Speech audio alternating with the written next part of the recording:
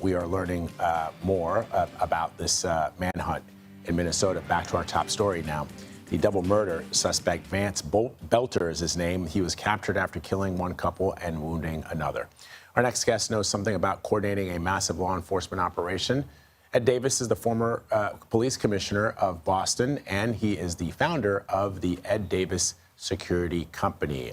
So, Commissioner, let me ask you, as you watch this unfold over the weekend, were you reminded at all of some of your experiences in Boston, specifically as it relates to the Boston Marathon bombers and the manhunt for those guys? Good morning, Vlad. Yes, actually, this brought back a lot of painful memories for me and for the whole community, actually. You know, there's not a week that goes by where someone doesn't stop me on the street, even now, 11 years later, to discuss what happened. It was a huge assault on the community, as well as the victims that were directly affected. And I think that's exactly what the city of Brooklyn Park is experiencing right now after this horrible incident. Now, this was, according to reports, one of the largest investigations, one of the largest manhunts in the state of Minnesota history. What can you tell us about what it takes to marshal various police units, various authorities to locate somebody like this? Because it does sort of seem, and I think I may have heard this from one of the police officials in Minnesota saying this, that the planning up until the murders seemed to be pretty perfect, but not having an exit strategy is ultimately what led to lawmakers finding this guy. Right. So this was a very well executed pursuit. The level of coordination that's required with so many agencies, it can be daunting. But the good news is that after 9/11, all of the police agencies in the country have practiced, have signed on to the National Incident Management System, which prescribes chain of command and who's responsible to make decisions.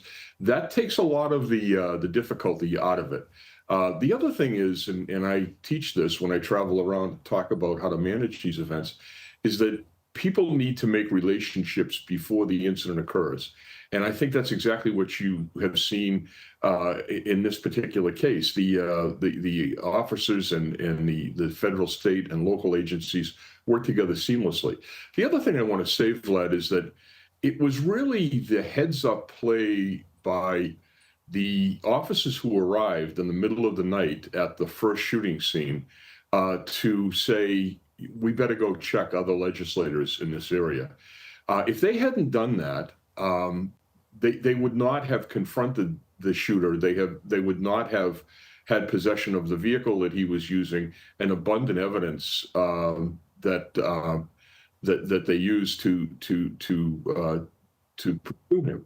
The other thing is that he was able to get away immediately, but the wheels were set in motion because of that great play by a late night shift officer and the supervisors to wrap this thing up quickly and get this guy out before he killed someone else.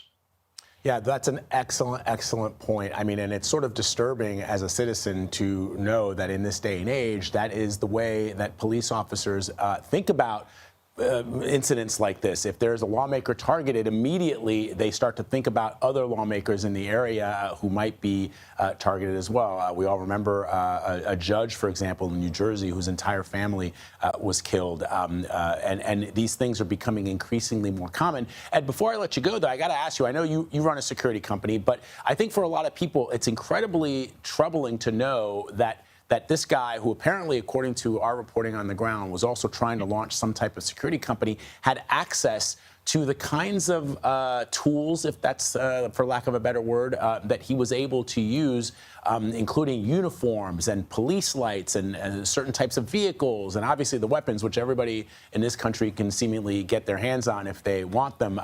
That aside, the whole issue around gun control, it's just the accoutrements of law enforcement that I think is really disturbing that he had access to. It makes the job of police officers incredibly hard, but can anything be done about that?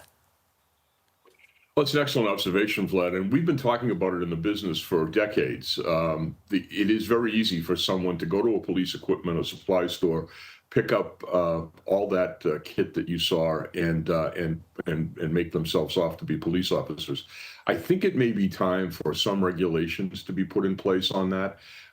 Maybe not to restrict the sale, but at least to record and notify authorities that there seems to be something unusual going on here with a person. So I think that in the aftermath of this and the reviews that happen, that could very well be a finding that could be important and help us in the future. Yeah. Ed Davis, former police commissioner of Boston. Sir, thank you as always for joining us. We appreciate your analysis.